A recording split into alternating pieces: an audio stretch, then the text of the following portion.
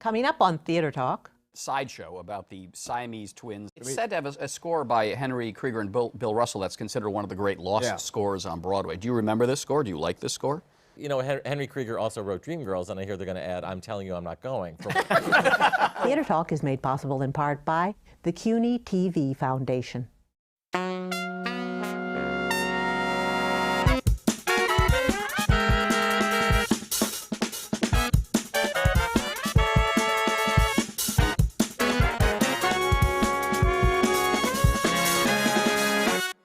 From New York City, this is Theater Talk. I'm Susan Haskins. And I'm Michael Riedel of the New York Post.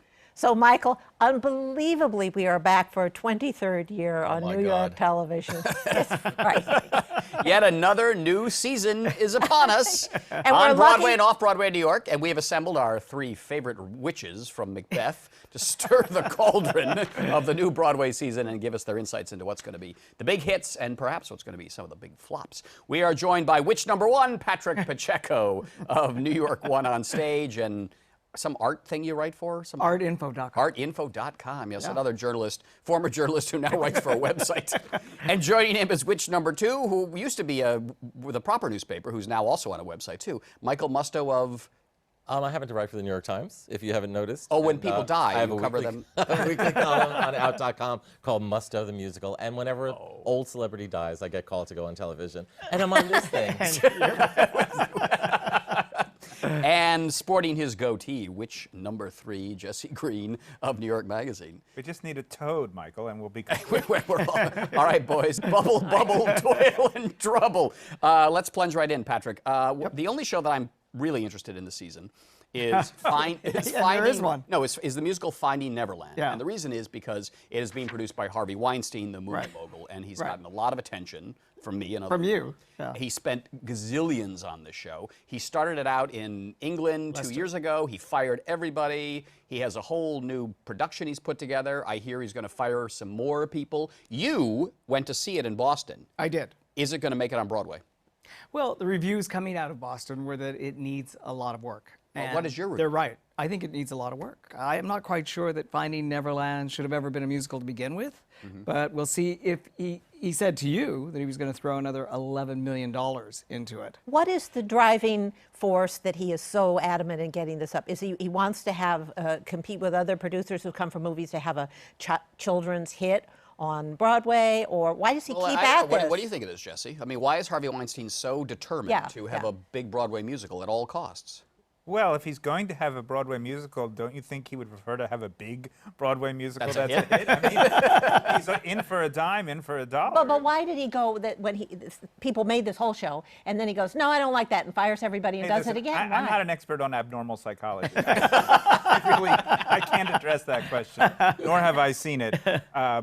All I can say is shows that need a lot of work out of town usually don't get it. But am I the only one who's a little Peter Panned out? I mean, yes. I think had so. Peter, I am the only one? No. Okay. No, I'm agreeing with you. We had Peter in the Starcatcher. We have, is it Lena Dunham is playing Peter Pan on TV? Oh, the other one from Girls. I would love to see Lena Dunham play Peter Pan. So would I. Those wires would have to be pretty The strong. logistics of that would be That would be great. All right, no, she's good. But you're absolutely right. I mean, what is the fascination, Michael, with the Peter Pan backstory that J.M. Barrie falls in love with this family and these boys, and we've had many permutations of this story? It's the idea of not wanting to grow up and encouraging other people to not grow up. There aren't very many characters left to be exploited from the classic children's literature.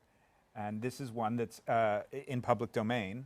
That's good. I understand why Peter Pan goes on forever and why they are putting Allison Williams on NBC, because when I was 6 years old, I loved nothing more, and every 6-year-old child feels the same way.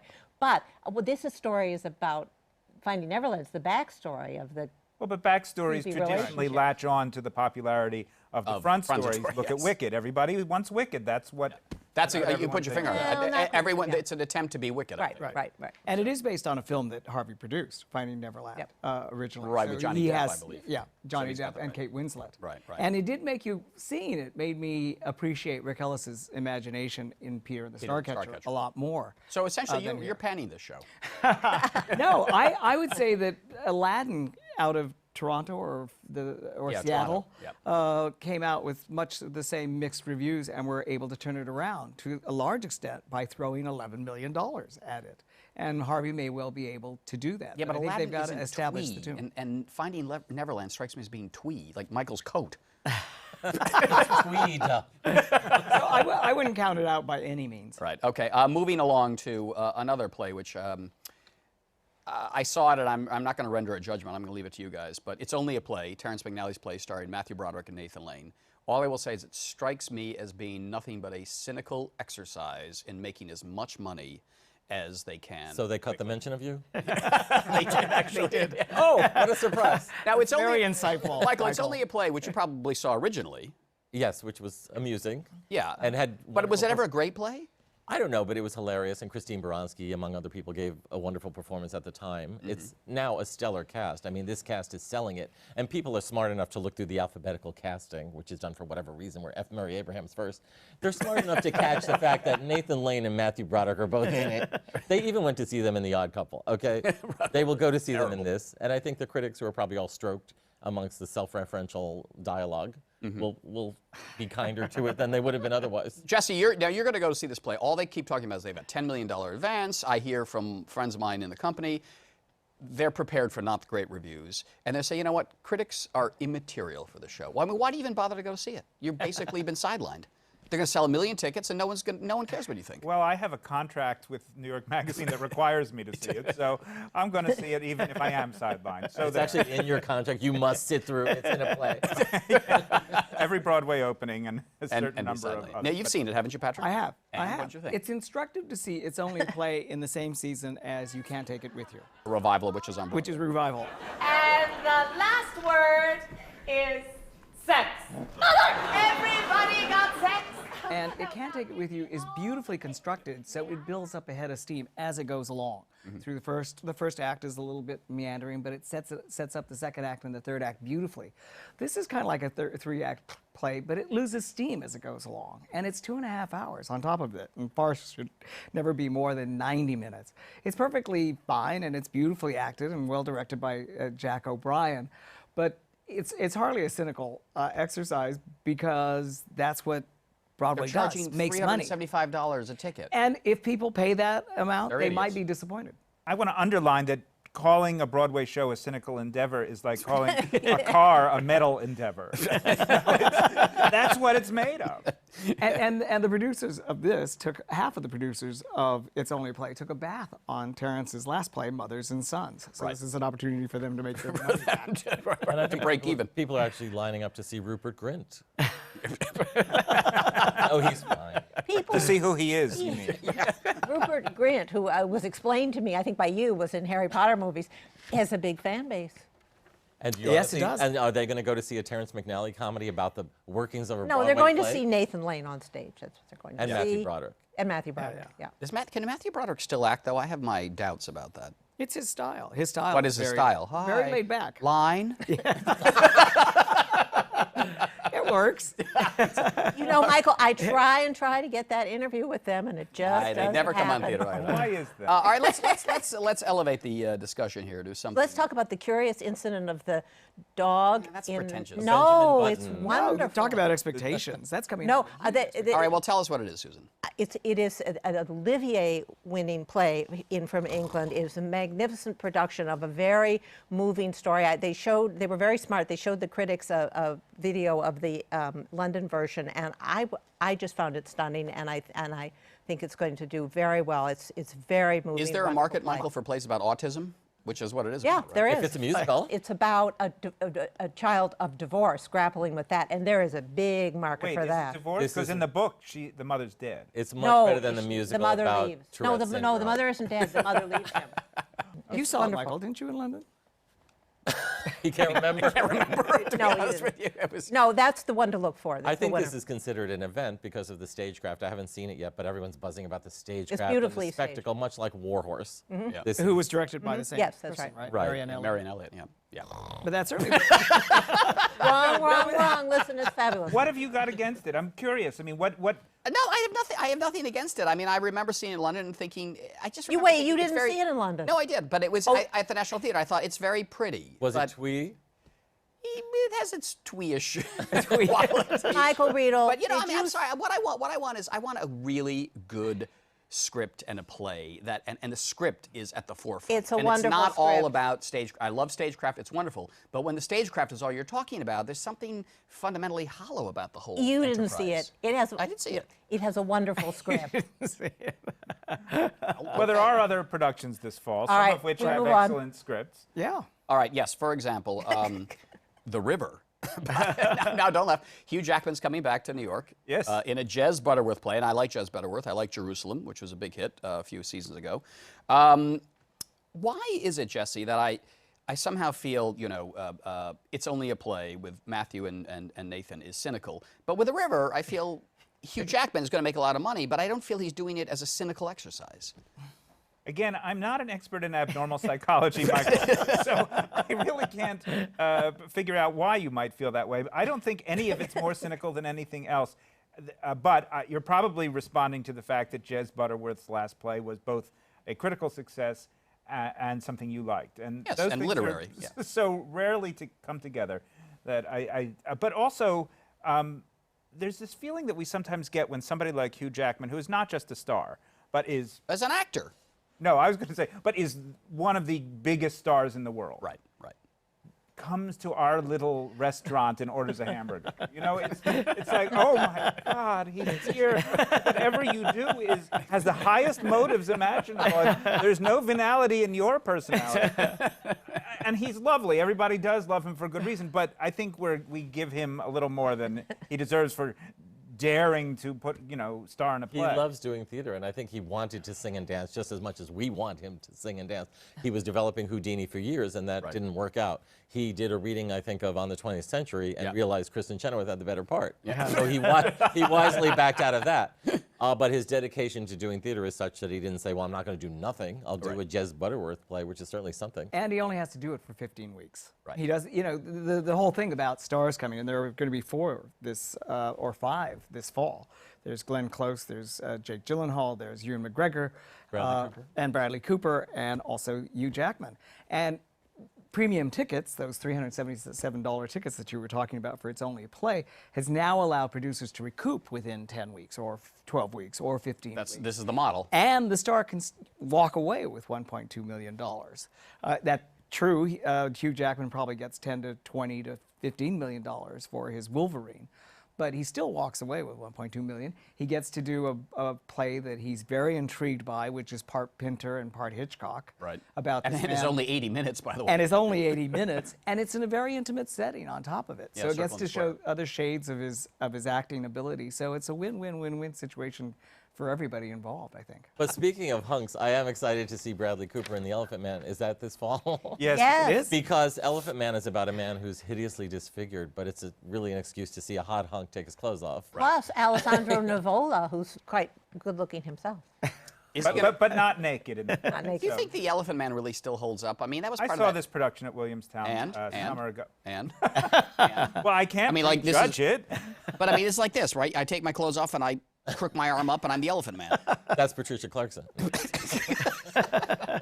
It's not the greatest play in the world. It's wonderful opportunities for actors, and that's worth seeing too. And when I saw it with the same 3 leading actors, they were great. But why is it always they'll be a great hot again. hunk? Yeah, why don't you play the part? Because You don't even have to crook your arm. because who Michael Musto, Who can Bradley they Cooper. raise- I don't know why they went with him. could they raise money around? Well, that's it exactly. That's it exactly. Let's push on to a couple of musicals. For the life of me, I don't understand why this is coming back. I saw it, and I know you saw it too, Michael, because you had the best line ever about it. Sideshow, about the Siamese twins. Well, the big Hilton song, sisters. not Paris and Nikki, the original Hilton. Yes. Their big song is "I Will Never Leave You," and my line was "Duh." But I honestly hear that they rewrote it so that there actually is talk of getting separation surgery. So "I Will Never Leave You" becomes a matter of concern. Like, in other words, there is a decision to make whether they'll stick together, as it were. But that wasn't separation surgery back in the 30s when it's set, right? They have done that to the show. They have. Really? I saw it in Talk San about Diego, cutting. and I thought there was just a fantasy sequence. at the very Well, but end, they've in which they separate. Hashtag separation surgery. Let us know when it was invented. Yeah, You saw it in, where did you say? in San Diego. Yeah. And he's done a brilliant job. Bill Condon, who directs it and rewrote the book of it, did a brilliant job of rewriting the book and directing it. And David Rockwell did the sets, and it's great to look at, and it's well acted. I think there's just a fundamental problem that they have in terms of identifying with these conjoined twins. It's said to have a score by Henry Krieger and Bill Russell that's considered one of the great lost scores on Broadway. Do you remember this score? Do you like this score? The first time I saw it, I remember actually being disappointed that they took an earnest point of view on Yes. this topic. I wanted something a little more lurid, Camp. campy, lurid, and Or like sensational. Freaks. Oh, that's interesting. But you have to admire them. But you know, Henry Krieger also wrote Dreamgirls, and I hear they're going to add "I'm telling you, I'm not going" for one of the girls. As the doctor comes at them with the knife. All right, moving along to another. With the laser beam. Moving along to another musical, I think Patrick is a really sort of an old-fashioned, happy, feel-good tap dancing thing. Sting's The Last. Ooh, that was It's a those- switcheroo, wasn't it? Tell us about The Last Ship. I haven't seen it, but they did a concert reading of it at the Public Theater, which was later telecast on PBS. And it's about Sting growing up in the north of England and a shipbuilding port, and it's about a young man who's a stand-in for Sting, who returns to deal with some unfinished business with his family and with a girl that he left behind. And I think it has the potential to be Once, and I think that's where it fits into the marketplace. I love the score. I think it's terrific. You can download it on iTunes. But there's some Brechtian elements to it. There's some traditional, sea-going shanty elements to it. Oh, I love sea-going shanty elements. But he's working really hard on it. Michael, is Patrick selling you on this idea? No, this sounds to me like the straightest show ever written. It's Billy Elliot, but straight. I like the idea of 3 sailors with their shirts off and on the town. Call me crazy. It is very straight, but before we jump to the 3 sailors with their shirts off, I will say I saw The Last Ship in Chicago, and I thought it was quite good, and there are a few things that needed to be fixed, and they're fixing them, and I would be very optimistic. I went into it, expecting nothing, and I was very. And watching entertained. it, you just feel like you're helping the rainforest for some No, it's a surprise. It's a good score. It's earnest. It's not, but I'll it give it a doesn't. chance. It's not overly earnest. Did you find that the main problem was with the lead character? No, that he had that- to be fleshed out? I did not find that was the problem. And What I was the thought- problem? What was the problem? And I thought that What was the problem? What was the problem, Susan? Answer the question, Susan. You saw it. I I put want to Patrick say on the spot. that What was the that problem? the lead guy is great. He's terrific. Yeah, Give us an example. Michael of- Esper. Michael Esper, quite What was good, the problem? quite good. What if you were to take over the direction? What would you do differently? I have to think. You're requiring me to remember. You're requiring me to remember Listen, 3 months ago, Michael, and that's virtually impossible. Darling, what was the problem? Please, you can tell us. Does it fit into the Once thing? Yes, because the choreography is done by Because they dance without moving their arms? No, and Stephen Hoggett. And I did feel in one number that there was a little too much Once stomping in it because we'd already seen that. But he's a wonderful But it's a bigger choreographer. story than Once. It's not just a romance. Oh, I liked it There's a better. whole other Yeah. issue that we're not really talking about that happens. Yes. And Yeah. Like What? on the water, What? on the waterfront? Yes. I mean, there's a strike. Well, going it's on. about the social conditions Yes. Oh, and God. of the workers and something they do. I liked it at the Public and something they They do. sabotage the ship, don't they? I'm not going to say what it is. That's right. I figured it out. Oh, now he wants to see. Oh, great, great. So they sabotage the ship. A lot of people die and drowned in the ship. That's and we're right. The supposed to say, drowning they're scene is- heroes for the working class. Fabulous drowning scene. That's it, right? They all Leonardo drown. you're DiCaprio mentioned comes it. out. Yeah, there Michael. you are. There. All right. The only play I must say that I really am looking forward to, because I think it's a masterpiece, somewhat of a. I mean, we know it as a masterpiece, but a lot of people really don't know this play, and I think they should, is A Delicate Balance, which to me is as good as Edward Albee's Who's Afraid of Virginia Woolf, maybe a little less flashy. And it has a great cast with Glenn Close and Lindsay Duncan, John Lithgow. Bob Balaban. Balaban. I mean, am I right in saying that this play is a play that people should pay some attention to, Jesse? It's a great Albee play, and it's a great play. And it was recognized as such from the beginning. I believe it won the Pulitzer Prize, and it has been revived successfully previously with Elaine Stritch, among others. Yeah. The late beloved Elaine Stritch, and this looks like a home run. The director is Pam McKinnon, who's an expert on Albee, and it is one of my favorite Albee plays. And we know Edward Albee is still alive. I believe he's 90. No, he's 86, 7. 86, yeah. It's great that he stuck around because he was in the wilderness for a long time, for 40 years. We were talking about Tennessee Williams, obviously, earlier. Yeah. And the thing about it is, and even Pete Gurney, who now has a couple Love of hits Letters on Broadway, and I mean, Love Letters, and also off-Broadway, an obscure play of his was revived, The Wayside Inn. The Wayside Motor Inn. Wayside Inn. These playwrights, and Chris Durang, and there's a whole list of them, have gone through really lean periods, times when they were dismissed by the critics, and Albee was cruelly dismissed by the critics for a long time. It's just great that he's still alive to see that he's come around and become this eminence grise of the theater. Well, and Michael, it's great he could get better. And But come Michael, back. as the senior member of the panel, were you? Thanks, Michael. Do you remember though? Now that Joan Rivers is gone. Do you remember when Edward Albee was really given the back of the hand by the critics? I think there was a play called The Man Who Had Three Arms, which Frank Rich basically said Edward Albee is no longer a writer and banished him for a long, long time. He went through what every playwright, every American playwright from Tennessee Williams to Arthur Miller and so on, Tony Kushner, goes through. There are times when you're not cool, where you can't get arrested. Yeah, but he also and was then you went going to through Pulitzer for The Goat. alcoholism. Well, they all were going through alcoholism. Well, no, I don't know if Critics Tony included. Kushner. Whoa, that's a big thing, Susan. Playwrights who drink, who knew?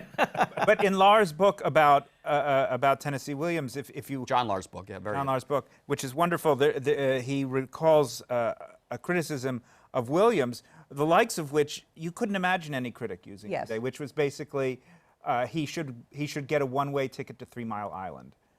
Wow. I just want to say about Delicate Balance, I initially would have said don't bother because the last revival with Elaine Stritch and George Grizzard was so brilliant. Brilliant, absolutely. However, this is a great cast. Pam McKinnon usually can do no wrong, so I'm looking forward.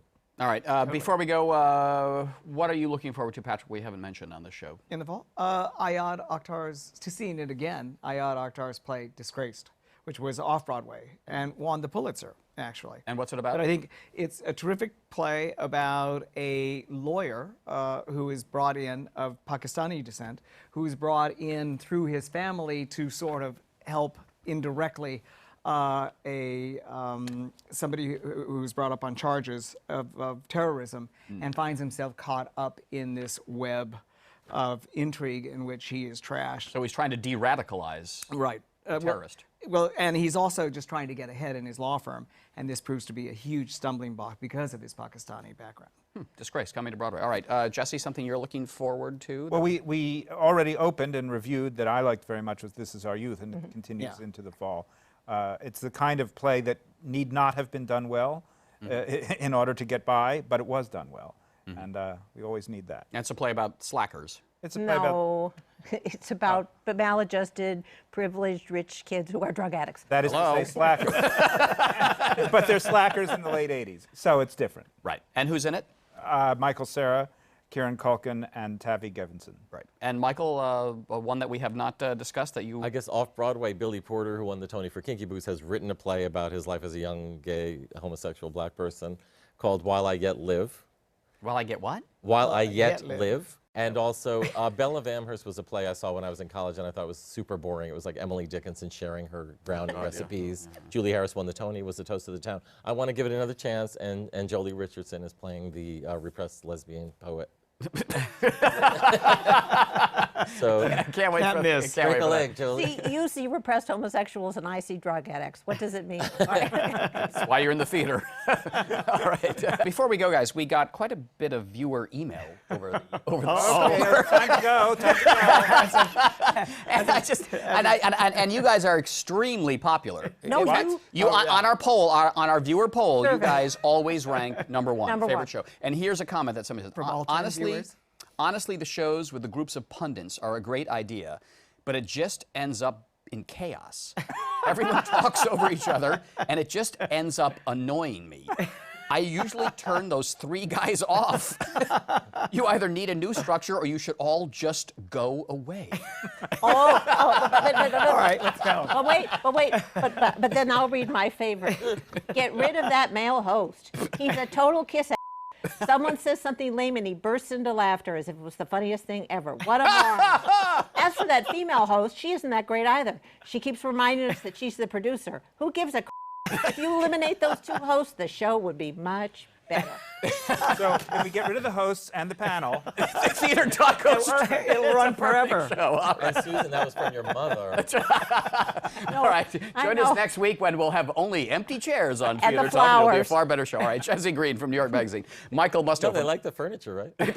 Michael Musto from Out.com and Patrick Pacheco from New York One on Stage. Thanks for being our guests, guys. And apparently we will not be seeing you again.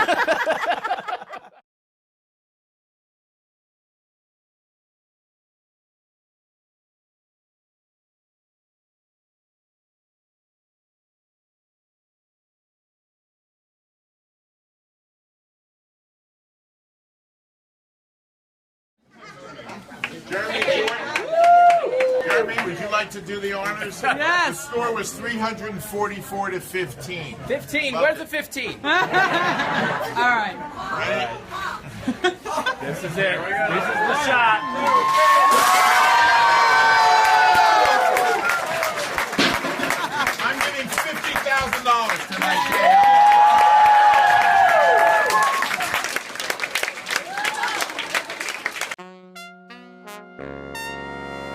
Our thanks to the Friends of Theater Talk for their significant contribution to this production.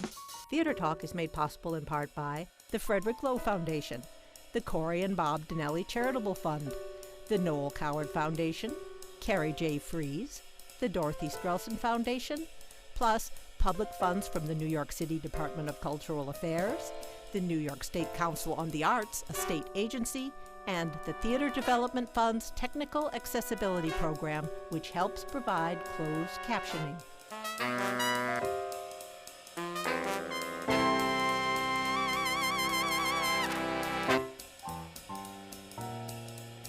We welcome your questions or comments for Theater Talk. Thank you and good night.